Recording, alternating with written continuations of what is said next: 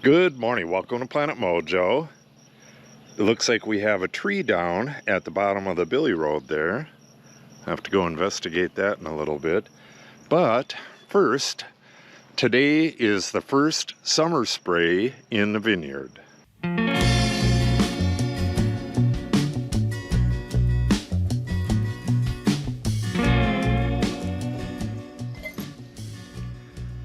About 3.5 inches. That's the amount of rain we got in the last, I think it's been 4 days.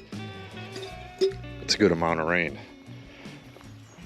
First thing we got to do is go check the vineyard, go walk up and down a couple aisles and see what kind of bugs are down there.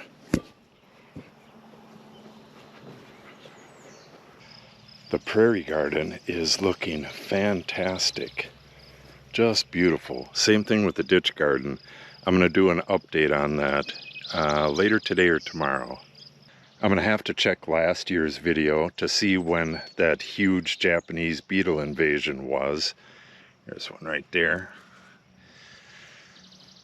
And there's one right here.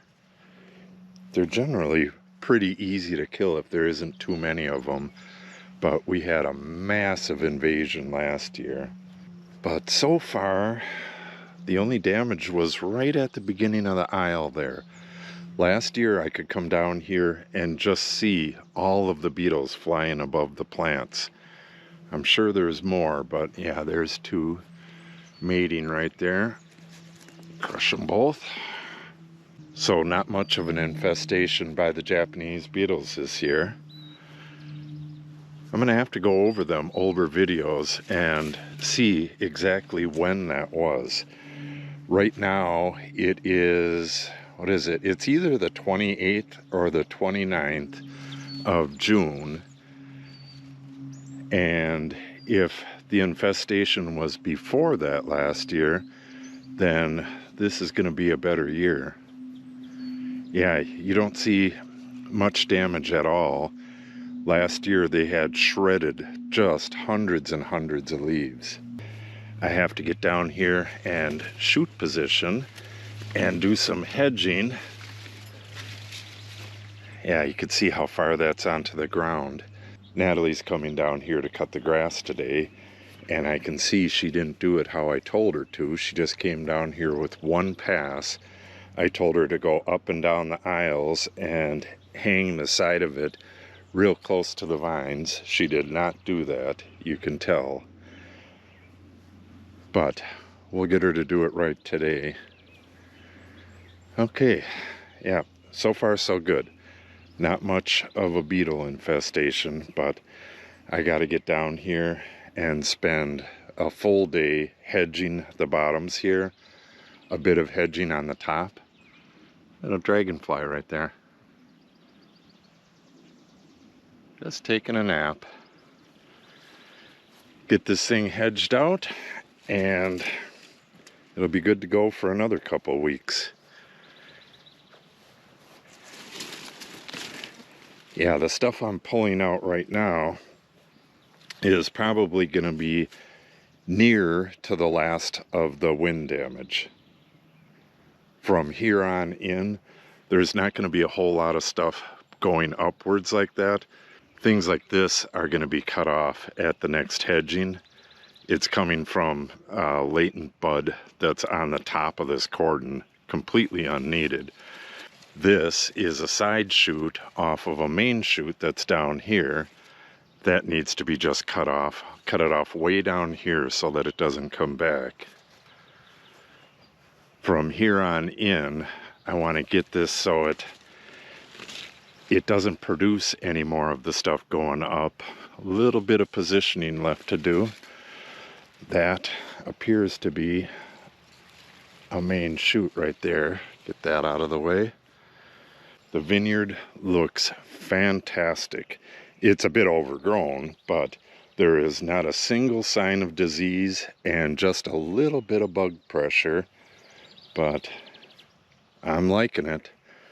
And you can see the berries. I think the next stage in the EL is veraison, when these start changing color, but it could be when the berries start touching, and it's not quite there yet.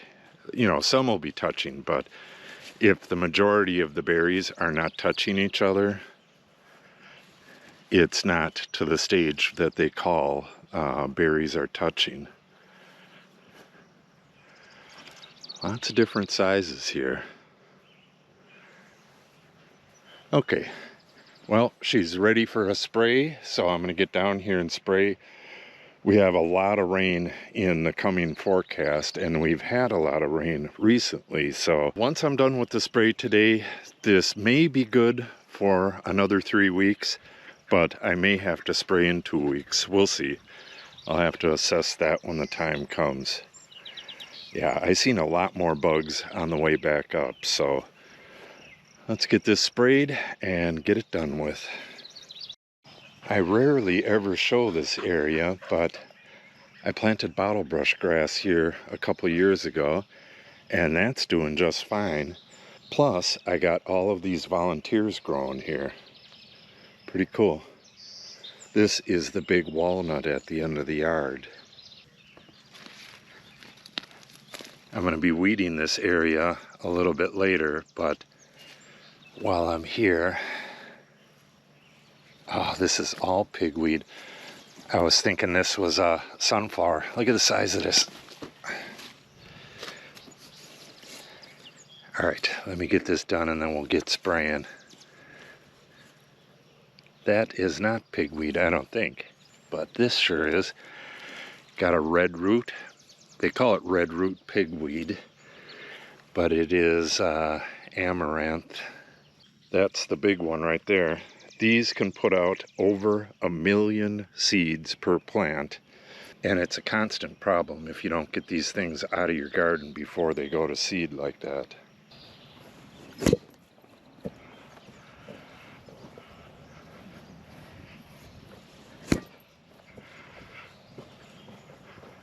Quick check on the apple trees and the cherry trees, and I'm also going to check on my bur oak trees real quick to see if bugs have got to them.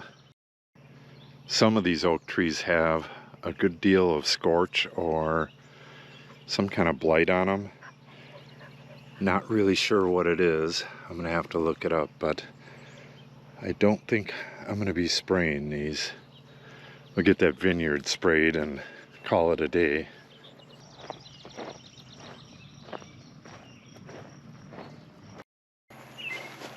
I just got done spraying the Vineyard. It was just a quick spray. There's basically no disease down there. And I was wondering why I quit hearing Natalie cutting the grass. And there it is right there. She got stuck. So I'm gonna have to back the gator down, oh, I don't know, maybe halfway or so, and put the winch on that and pull her up to where she's out of. What happens is them smooth tires, they wear a smooth spot, they wear right through the grass, and then they just spin. Those are absolutely the wrong tires for this area. They're completely smooth turf tires.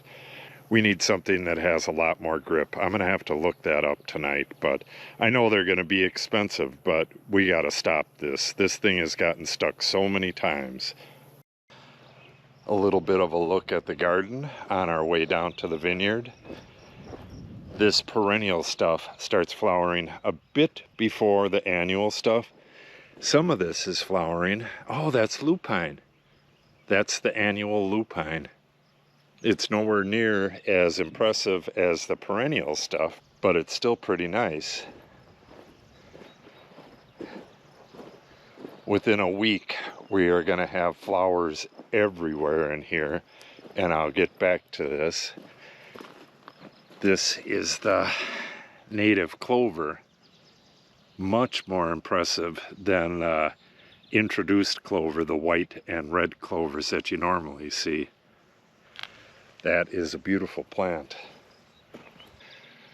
One of the Shenandoah switchgrasses has died, and I contacted Jung Seed, that's where I got those from, and they're sending a replacement.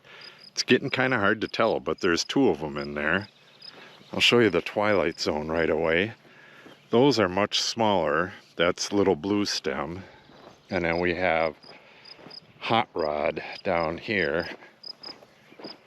Let's see if we can see them. Try to get in here amongst the flowers. Yeah, you can see the one in the back. I'm gonna come through here and do a quick weeding today. Get out some of this stuff, like this smart weed here. It looks like a bunch of plants, but it's one plant with a whole bunch of leaves, and you pull that out and you're good. That right there is pigweed. I have to come through here. That's another one, and that's another one right there. These are zinnias, but the pigweed kind of blends right in. And like I said before, those will put out like 1,000,000 seeds from one plant, and they get massive, so you want to get rid of these damn things. All right, enough of this. Let's get down to the vineyard.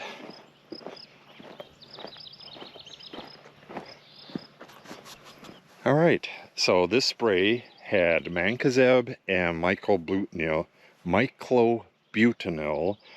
which is a systemic fungicide, and that should get it past these early rains, early summer rains. We still have a lot of water coming up and a lot of humidity, but once we get past that, these should do pretty well the rest of the summer with just a couple more sprays. So we're nearly at the end of the spraying, just light sprays after this. Yeah, everything is pretty well covered. The sprays this time of year actually go a bit quicker and use less spray because the vines are a lot neater once they're on the wire like that. I got to go through here and hedge one more time. Well, not one more time, but one more good time, and get rid of all this top stuff, get this stuff to the wire, and a real good hedging at the bottom.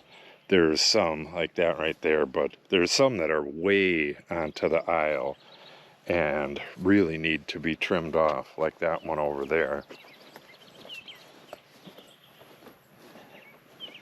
This is going to get hit by the mower. Yeah, I don't know if that's a replacement. I need to come up with something different for marking cordons for replacement. The blue ties, after a bit, you can't see them at all. I had thought of a flag stuck into the ground on either side of the trunk here, but that probably won't work either, because if I have to get in here with the trimmer, I'll hit them. So I'm going to have to think on that. Possibly something that hooks to the catch wire. But even then, the catch wire gets pretty full towards the end of the year, and it would be hard to see something there. I could also put it in a notebook. All the plants are numbered and stuff. Or actually like that, just put a flag down real low on the trunk. Yeah, maybe that's the solution. All right, so the next thing in here is pretty much a final shoot positioning, and then anything that doesn't make it to the wire then just gets hedged off. So it's going to get hedged on the sides, the top, and the bottom, and it's going to produce a ton of stuff in the middle of the aisles. Then Natalie and I will have to pick that up. I'm thinking of a way to do it with a machine, use a leaf picker upper thingy, but that's going to have to wait until the budget allows it. Actually, the next video might be Verizon. Hard to tell. But either way, if you want to see that, make sure you subscribe and click on the update icon. If you have any questions or comments, make sure you put them in the comment section below. And if you share the video and or give it a like, it helps the channel out greatly. Thanks for watching, and have a great day.